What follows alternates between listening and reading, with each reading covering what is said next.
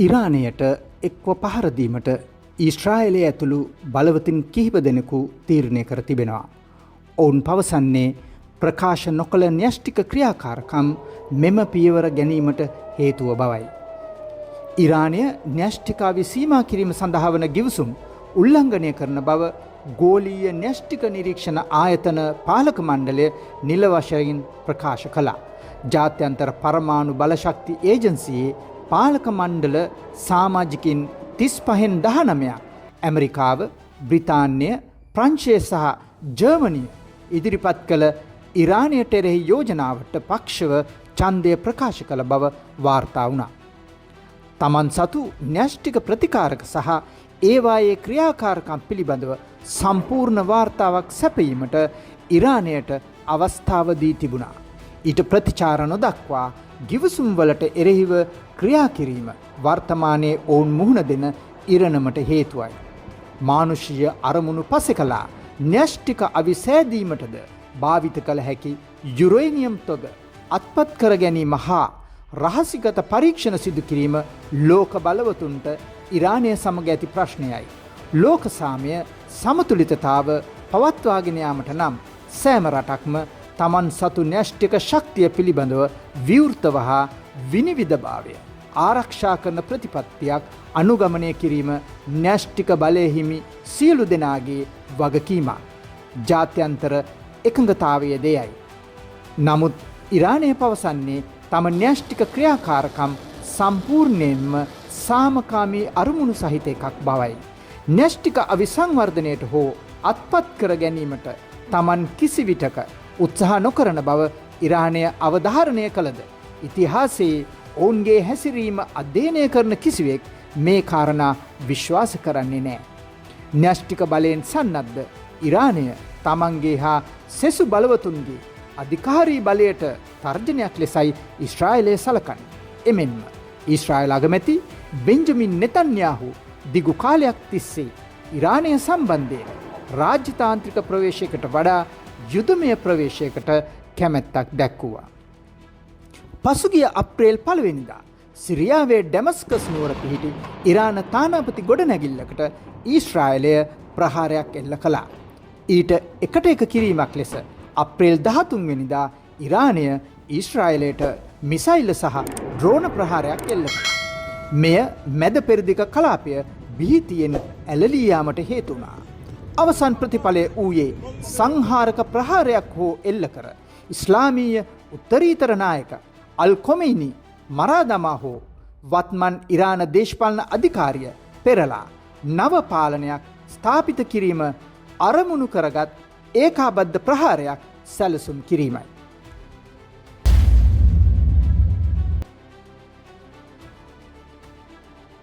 කෙසේ වෙතත් මේ තත්ත්වය තුළ පාර්ශව දෙකේම අවිබලය ගැන සුළු කොට තකන්න බෑ.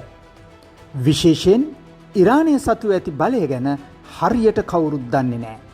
උපායමාර්ගික අධ්‍යයනය සඳහා වූ ජාත්‍යන්තර ආයතනයෙන් හා විවිධ මූලාශ්‍ර හරහා ලබාගත් දත්ත තොරතුරු මත දෙපාර්ශවයේ හමුදා සහ අවිබලය ගැන දළ සංසන්දනයක් කළ හැකි. නමුත් තමන් සතු බලය ගැන දත්ත තොරතුරු ලබා නොදෙන රටවල් හා කණ්ඩායම් ගැන බුද්ධි තොරතුරු ලබාගෙන කෙනෙකුට කළ හැක්කේ දළ අස්තමේන්තුවක් සෑදීම පමණයි. උපායමාර්ගික අධ්‍යයනය සඳහා වූ ජාත්‍යන්තර ආයතනයට අනුව ඉරානයට වඩා ඊශ්‍රායලය ආරක්ෂාව සඳහා වැඩි මුදලක් අයවැයෙන් වෙන් කර තිබෙනවා. 2024 වසරේදී ඊශ්‍රායලය ආරක්ෂාවට සිය අයවැයෙන් ඇමරිකානු ඩොලර් බිලියන 46.5ක මුදලක් වෙන් කරද්දී ඉරානය වෙන් කර තිබුණේ ඇමරිකානු ඩොලර් බිලියන 7.9ක මුදලක් පමණයි. ඊශ්‍රායලයේ යුද වියදම පෙර වසරට වඩා දෙගුණයකින් වැඩි කර තිබුණේ නිකමට නෙමෙයි කියලා මනාව විශ්ලේෂණය කළ විට පැහැදිලි වෙනවා. මෙයින් පෙනෙන්නේ වැය කරන මුදල සැලකීමේදී ඕනෑම ගැටුමකට සැලකිය යුතු ශක්තියක් යෙදවීමට ඊශ්‍රායලයට ඇති හැකියාව නොවේද. අලුත්ම සංඛ්‍යාලේඛන වලට අනුව ඊශ්‍රායල ගුවන් ප්‍රහාරක යානා බලඇණිය 340කින් සමන්විතයි. එය ඕනෑම වේලාවක ප්‍රහාර සඳහා සූදානම්. ඉරානය පවසන්නේ තමන් එල්ල කළ ප්‍රහාරවලින් ඊශ්‍රායලයට අයත් F-35 ප්‍රහාරකයාන 3ක් විනාශ වූ බවයි. නමුත් ඊශ්‍රායලය එය ප්‍රතික්ෂේප කළා. තාක්ෂණයෙන් අනුවන ඊශ්‍රායල ගුවන් බලඇනියට අයත් ජෙට් යාන අතර දිගුදුර ප්‍රහාරක පරාශයක් සහිත F-15 සහ F-35 ගුවන් යාන මෙන්ම රේඩාර් ආවේක්ෂණ මගහැර ගමන් කළ හැකි අධිතාක්ෂණික මෙවලම් සහිත රහස්‍ය යානාද වේගවත් ප්‍රහාරක හෙලිකොප්ටර්ද ඇතුළත්. දැනට ගණන් බලා ඇති ආකාරයට ප්‍රහාර සඳහා භාවිත කළ හැකි ඉරාන ගුවන් බලඇනිය යානා 300කින් පමණ සමන්විතයි. නමුත් බොහොමයක් කල් පැනපුවා. සමහර ජෙට් යානා 1960 විතර නිෂ්පාදනය කරපුවා. 300ක් පමණ වන ප්‍රහාරක බලගණයට F4 පැන්ටම්, F5 ෆයිටර් සහ F14A ටොම්කැට් ඇතුළත් වෙනවා. ඇතැම් මේවා 1979 දී පමණ ඇමරිකාවෙන්ම මිලදී ගත් යානා.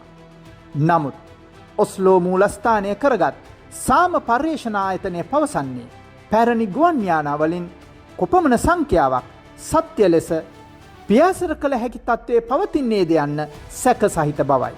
ඊට හේතුව වන්නේ පසුගිය දශක කීපය පුරා පැවති සම්බාධක හේතුවෙන් අලුත් වැඩියාව සඳහා අමතර කොටස් සොයා ගැනීමේ දුෂ්කරතාවලට මුහුණ දීමට සිදුවීමයි. මේ අතර විශේෂඥයින් පවසන්නේ අයන් ඩෝම් සහ ඇරෝ පද්ධති දෙක ඊශ්‍රායල ආරක්ෂාවේ කොඳුනාරටිය බවයි. ඊශ්‍රායල මිසයිල් ආරක්ෂක සංවිධානයේ නිර්මාතෘ වන්නේ මිසයිල් ඉංජිනේරුවරු වන උසි රූබින්.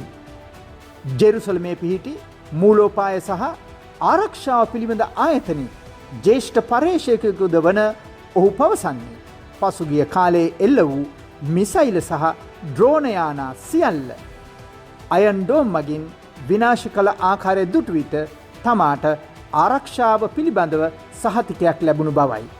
කිලෝමීටර් 2000කට වඩා දුරින් පිහිටි ඊශ්‍රායලය වෙත පහර දීමට ඉරානයේ මිසයිල් වැඩසටහන මැද පෙරදිග කලාපයේ විශාලතම සහ වඩාත්ම විවිධත්වයෙන් යුත් මිසයිල් වැඩසටහන ලෙස සැලකෙනවා.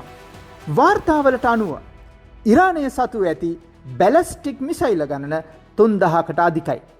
මේ වන විට ඉන් 370ක් පමණ ඊශ්‍රායලයට යවා ඇති අතර ඉන් වැඩි ප්‍රමාණයක් ගුවනේදීම විනාශ කිරීමට අයන් ඩෝම් සහ ඇරෝ පද්ධති දෙක සමත්ව තිබෙනවා.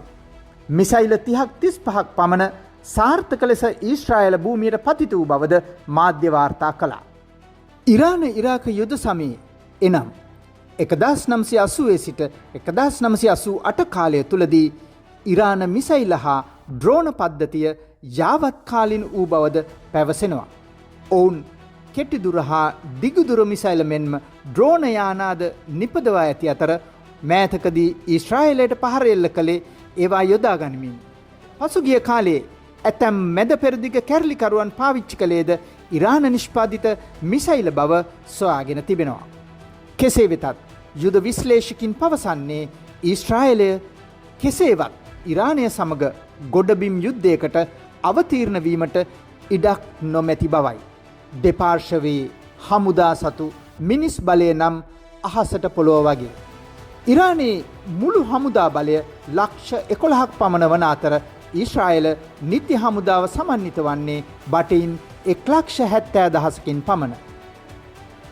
ගැටුමකදී ඊශ්‍රායලය සතු විශාලම වාසිය ඔවුන් සතු ගුවන් බලය සහ හරියටම ඉලක්ක හඹා යා හැකි සියුම් ආයුධයි. ඒ නිසා ඉරානයේ ඕනෑම ප්‍රධාන ඉලක්කයකට නිවැරදිව ගුවන් ප්‍රහාර එල්ල කිරීමේ හැකියාව ඊශ්‍රායලයට තියෙනවා. ඒක අතිශය දියුණු තාක්ෂණික ක්‍රියාවලියක්. පළමු ප්‍රහාරයෙන්ම ඉරානයේ ප්‍රබල හමුදා ප්‍රධානීන් හා න්‍යෂ්ටික විශේෂඥයින් ඝාතනය කරන්න වගේම තෙල් ආකරවලට පහර දෙන්න ඊශ්‍රායලයට සහාය වුණේ මේ අධිතාක්ෂණික මෙවලම්. ඉදිරියටත් ඊශ්‍රායලයේ යුද සාර්ථකත්වය මෙනෙන්නේ මේ තාක්ෂණික හැකියාව මත. නමුත් අල් කොමෙයිනි මරා දැමීමට හෝ න්‍යෂ්ටික අවිසංගවා ඇතැයි සැලකෙන අඩි 300ක් පමණ පොළොව අභ්‍යන්තරයේ ඇති බලාගාරවලට පහර දෙන්න නම් ඇමරිකාව සතු දැවැන්ත බංක බස්ට බෝම්බ ප්‍රහාරයක් ඉරානයට යවන්න ඊශ්‍රායලයට සිද්ධ වෙනවා. එවැනි බෝම්බයක් රාත්තල් 30,000ක් පමණ බරයි. ඒ නිසා වෙන්න පුළුවන් ඇමරිකානු ජනාධිපති ඩොනල්ඩ් ට්‍රම්ප් කිව්වේ මට රාත්තල් 30,000ක් යවන්න විතරයි තියෙන්නේ කියලා. උපායමාර්ගික අධ්‍යයනය සඳහා වූ ජාත්‍යන්තර ආයතනයේ වාර්තාවලට අනුව ඉරානයේ නාවික හමුදාව ඉතාම වයස්ගතයි. ඔවුන් සතුව නැව් 200ක් පමණ ඇතැයි පැවසෙනවා. ඊශ්‍රායලය සතු ඇති ක්‍රියාකාරී නැව් සංඛ්‍යාව 50ක් පමණ වෙනවා. ඊශ්‍රායලට ඇත්තේ කිලෝමීටර් 190ක පමණ මුහුදු තීරයක්. ඒ නිසා ඔවුන් වැඩි විශ්වාසය තබා ඇත්තේ යලිත් වරක් ගුවන් හා භූමියේ සටන් ගැන පමණයි.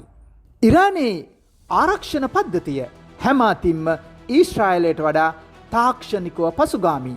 එබැවින් ඊශ්‍රායල හමුදාවට ලේසියෙන්ම සයිබර් ප්‍රහාරයක් එල්ල කරලා තවත් බොහෝ ජයග්‍රහණ අත්කරගත හැකි. ඊශ්‍රායලයේ ජාතික සයිබර් අවකාශ අධ්‍යක්ෂ මණ්ඩලය පවසන්නේ සයිබර් ප්‍රහාරවල තීව්‍රතාව වෙන කවරදාටත් වඩා වැඩි දියුණුවනු ඇති බවයි. ඉරානයේ සිවිල් ආරක්ෂක සංවිධාන ප්‍රධානී බ්‍රිගේඩියර් ජනරාල් ගොලම් රේසා ජලාලි පවසා තිබුණේ මෑතක පැවති පාර්ලිමේන්තු මැතිවරණයට පෙර මාසයක් ඇතුළත පමණක් ඉරානයට එල්ල වූ සයිබර් ප්‍රහාර සංඛ්‍යාව 200ක් බවයි.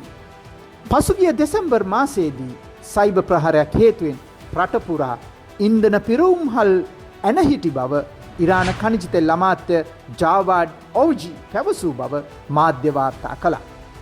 මේ අතර ඊශ්‍රායලය සෑම අංශයකින්ම සිය ප්‍රහාරක ධාරිතාව 3 ගුණයකින් වැඩි කිරීමට තීරණය කර තිබෙනවා. 2024 වර්ෂයේ ආරක්ෂක වියදම ඉරානයට වඩා 6 ගුණයකින් පමණ වැඩි කිරීමට ඊශ්‍රායලය කටයුතු කළේ නිකම්ම නෙමෙයි කියලා ඔබට දැන් තේරුම් යන්න පුළුවන්. එහෙනම් අප්‍රේල් 1 වෙනිදා ඩැමස්කස් ප්‍රහාරයෙන් ඉරානය ප්‍රකෝප කිරීම හා එම ප්‍රහාරය තමන්ගේ නෙමෙයි කියලා ප්‍රතික්ෂේප නොකිරීම ඉරානයට පහර දීමේ දිගු කාලින සැලසුමක කොටසක් බව ඉතාම පැහැදිලියි. මෙහි අනෙක් භයානක කාරණය වන්නේ ලොව පුරා ඉස්ලාමීය කැරලිකරුවන් ඉරානය සමග එක්ව විවිධ අපරාධ ලොව පුරා කරන්නට ඇති ඉඩකඩයි. මේ යුද්ධය අතරතුර ඉරානය සහ ලෙබනනයේ සටන්කාමී හා දේශපාලන සංවිධානය වන හිස්බුල්ලා අතර සහයෝගිතා වැඩිවීම මෙයට කදිම උදාහරණයක්. ඊශ්‍රායලය සතු න්‍යෂ්ටික අවි ඇතැයි ඉරානය සිතයි. ඉරානය සතුව න්‍යෂ්ටික අවි ඇතැයි ඊශ්‍රායලය ඇතුළු බටහිර බලවතුන් සිතයි. ඉරානය න්‍යෂ්ටික අවිවලින් සන්නද්ධ රාජ්‍යයක් බවට පත්වීම ලෝක සාමයට මෙන්ම මැද පෙරදිග සාමයට තර්ජනයක් යන්න සාධාරණ තර්කයක් වුවත් ඔවුන් නිරන්තරයෙන් පවසන්නේ තම න්‍යෂ්ටික වැඩසටහන යහපත් කටයුතු සඳහා පමණක් බවයි. නමුත් ඉරානයේ අනෙකුත් තර්කවලට ඇති වළංගුභාවය කිසිවෙකුට දැනෙන්නේ නැත. ඉරානය කියන්නේ කාගෙත් කිල්ලෝටවල හුණු ටික ටික ඇති බවයි. ඉරානය භූමි ප්‍රමාණයෙන් හා ජනගහනයෙන් ඊශ්‍රායලයට වඩා විශාලයි. ඉරාන ජනගහනය මිලියන 89කට ආසන්න වන අතර ඊශ්‍රායලයේ ඉන්නේ යම්තම් මිලියන 10කට ආසන්න ජනගහනයක්. බැලූ බැල්මට ඊශ්‍රායලයට වඩා දස ගුණයක ජනගහනයක් ඉරානයට සිටිනවා. ඉරාන හමුදාවේ සේවය කරන නිත්‍ය සෙබළුන් සංඛ්‍යාව ඊශ්‍රායලයේ මෙන් 6 ගුණයක් පමණ වෙනවා. උපාය මාර්ගික අධ්‍යයනය සඳහා වූ ජාත්‍යන්තර ආයතනය පවසන්නේ ඉරානයේ ක්‍රියාකාරී නිත්‍ය සොල්දාදුවන් ලක්ෂ 6ක් සිටින අතර ඊශ්‍රායලයේ සිටින්නේ 1,70,000ක් බවයි. මේ අතර ඊශ්‍රායලයේ හිබ්රු විශ්වවිද්‍යාලය විසින් 2024 දී පවත්වන ලද මත විමසුමකට අනුව හෙළි වී ඇත්තේ ඊශ්‍රායල ජනතාවගෙන් 4/3කට ආසන්න ප්‍රතිශතයක් ඉරානයට පහර දීමට විරුද්ධ වන බවයි. ඊශ්‍රායල සහ ඉරානය අතර මේ දක්වා නිල වශයෙන් ප්‍රකාශිත යුද්ධයක් සිදු නොවුවත් දෙරට නිල නොවන ගැටුම තවදුරටත් ඇදී යනවා. හිස්බුල්ලා වැනි සංවිධාන මෙන්ම ගාසා තීරේ හමාස් සංවිධානය ඉරානයට දක්වන සහයෝගය අනතුරුදායක බව පෙනී යනවා. ඉරානය තම ප්‍රහාර සඳහා ඔවුන් යොදා ගන්නා බවට චෝදනාවක් තිබෙනවා.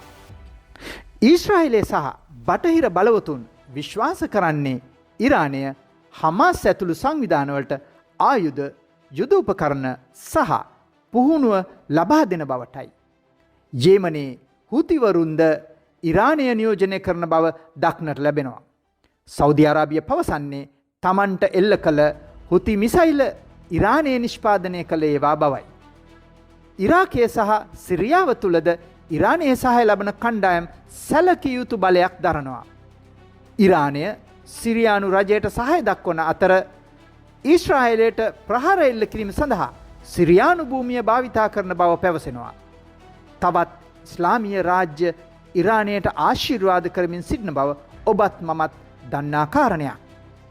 ඇමරිකාව, ප්‍රංශය, ජර්මනිය ඇතුළු G7 මැද පෙරදිග තම සංගයින්ගේද සහය ඇතුව ඊශ්‍රායලයේ ප්‍රයත්නය සමග සිටගන්නා බව දැනටමත් සපත කර අවසන්. හෙට දවස කොයිබටද? 1979 ඉස්ලාමීය විප්ලවය ආපසු හරවා ෂා පවුලේ පුරුක් යලි ඉරාන පාලනයට එක් කර ගැනීමටද? ඉරාකයට, ලිබියාවට, සිරියාවට හෝ ඇෆ්ගනිස්තානයට අත් වූ ඉරණම අත්කර දීමටද? තීරණය ඇත්තේ ඔවුන් අතමය. මෙවැනි තවත් තොරතුරු දැන ගැනීම සඳහා අපගේ YouTube නාලිකාව සබ්ස්ක්‍රයිබ් කරන්න.